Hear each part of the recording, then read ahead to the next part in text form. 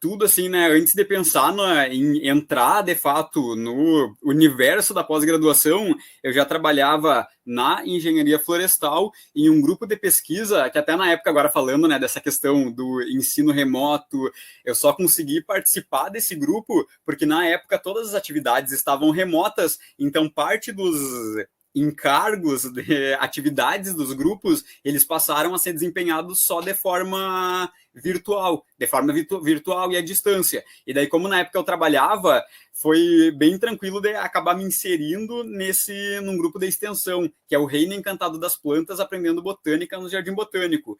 E durante nessa caminhada, a gente foi fazendo alguns trabalhos, apresentando trabalhos em evento, participando de congressos, e isso acabou nos levando à percepção do quanto é difícil no dia a dia, assim, da sala de aula. Por exemplo, uma professora ali que leciona, uma professora, um professor que leciona na área das ciências biológicas, pegar aqueles alunos e ir para o pátio, por exemplo, da escola, ou então catar partes de plantas, levar plantas reais para dentro da sala de aula, porque se a gente for pensar, né, principalmente na educação básica, os professores às vezes eles fazem muitas e muitas horas por dia. Então, pensar que em um dia eles têm que fazer aquela atividade ali com todos os alunos, às vezes tendo somente um período. Imagina, numa manhã que tem 5 períodos. A professora tem um período, até organizar os alunos, até chegar no pátio, viu o primeiro conceitinho ali relacionado à primeira planta, pronto. Acabou, já tem que voltar para organizar a sala para passar para o próximo professor.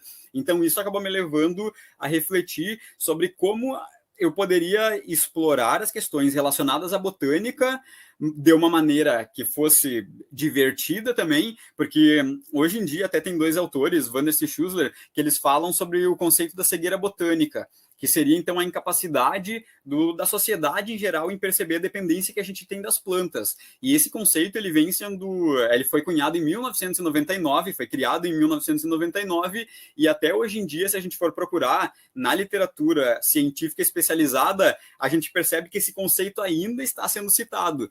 E muitas possibilidades são propostas para que a gente saia dessa cegueira botânica, principalmente no que está relacionado ao ensino. Porque uma das questões que os autores apontam é que isso seria, por exemplo, por questões fisiológicas. Então, instintivamente, o processamento de imagens que a gente tem, ele acaba levando a gente ao processamento, principalmente no meio urbano, por exemplo, dos carros, das questões relacionadas às construções, ou então dos animais, de coisas que possam trazer algum perigo para a gente, coisas que se movimentam, coisas que têm padrões de cores específicos. Então, quando esse mundo da botânica, por exemplo, as árvores, as plantas, elas não estão floridas, tudo isso acaba se misturando com a paisagem e a gente começa cada vez menos, justamente pela urbanização, por exemplo, a perceber essas plantas no nosso dia a dia. E um outro ponto, né, além desse da questão fisiológica, é o relacionado ao ensino. Então, a gente ainda percebe que, apesar de a gente ter, por exemplo,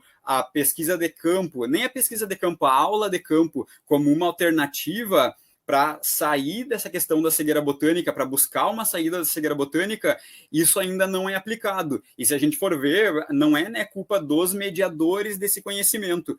Porque se a gente for buscar, por exemplo, nos documentos orientadores curriculares, eles trazem, por exemplo, na educação básica, bem relacionado a plantas, somente no 2º ano do ensino fundamental. E se a gente for parar para refletir, né, que toda essa questão que se relaciona à botânica, que são as plantas, que isso é a base da vida, para a gente sobreviver, para a gente continuar fazendo as nossas atividades, continuar com equilíbrio ambiental, as plantas têm que existir e a gente tem que buscar todo esse equilíbrio. Então, a gente pensar que num currículo, quando selecionaram um currículo, colocaram a questão da botânica para ser trabalhada em alguns poucos tópicos, que ainda junto desses tópicos tem, por exemplo, animais e plantas. Então não é uma coisa focada exatamente na botânica e nas plantas. Se a gente for perceber isso, a gente já começa, a partir dos documentos orientadores, a perceber que o buraco é mais embaixo, a gente pode dizer assim, né?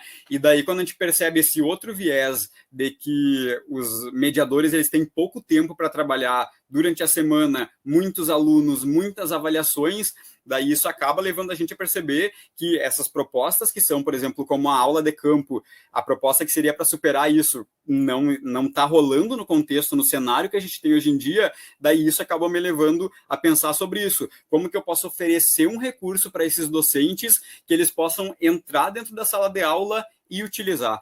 E daí surgiu essa questão da realidade aumentada. E eu participei uma vez de um evento que um apresentador trouxe uma questão que era o zangão. Era o zangão fazendo a polinização de uma planta. E daí, a partir da apresentação que ele estava mostrando ali, a gente baixava um outro aplicativo, baixava um banco de dados, apontava o telefone e a gente via no teclado, assim, ó, sobre o teclado, uma planta e um zangão. O zangão voando ali na frente da tela do computador, chegando nessa planta, fazendo a polinização. Daí isso acabou me dando um estralo de que talvez eu pudesse usar a realidade aumentada para oferecer um recurso para os docentes que fosse tranquilo de usar, porque ele já seria um recurso pronto, né?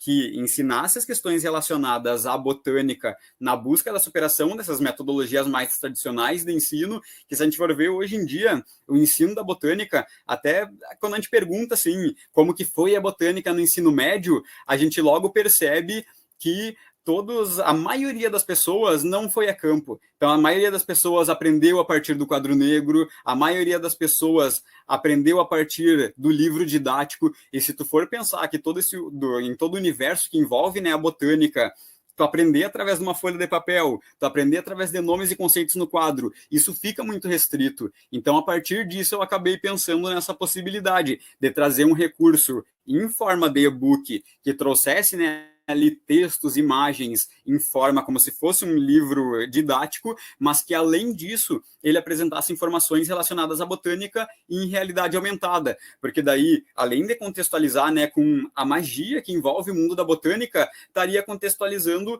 com o tempo em que esses educandos vivem, porque os educandos eles vão estar na sala de aula com um smartphone. Então, por que não aproveitar essa tecnologia que eles estão ali no bolso, que eles estão dentro da mochila ou que eles têm em casa, para conseguir levar um pouquinho do encanto do mundo da botânica, tanto para os docentes, né? Porque para lecionar a gente tem que estar encantado, né? Tem que sentir que aquilo ali é realmente válido, quanto levar o encanto para esses educandos. E confesso que no início não foi muito fácil, assim, porque a primeira coisa que tu pesquisa, quando a gente fala sobre realidade aumentada, colocou ali no YouTube, como fazer realidade aumentada. A gente vai cair no Vuforia e Unity, que são programas bastante densos. Então, para aprender a programar a realidade aumentada através dessas ferramentas, a gente precisa ser de uma curva de aprendizagem bastante grande, bastante informática, bastante programação.